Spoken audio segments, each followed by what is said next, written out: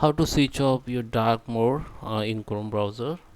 If you have enabled your dark mode by mistakenly, or now if you don't know how you can disable it, so in this video tutorial I'm going to show you how you can disable the your dark mode in Chrome browser. So there is a two type of dark mode. First is if you are change only themes, so you can disable it, I will show you. And second is if you are convert your all Chrome content or all website in dark mode in flag setting, how you can get back your Chrome in white, I will show in this video tutorial.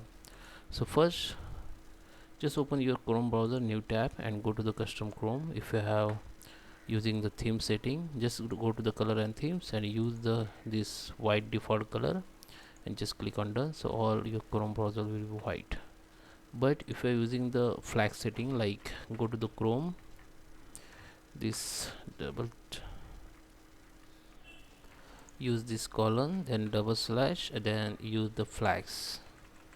Okay, tap the flags, and this icon will be this email link will be open. Just click on it, it will be open like this. Now here you can type dark. So this is auto dark mode for all web content. Maybe you are enable it, so you need to just click on default.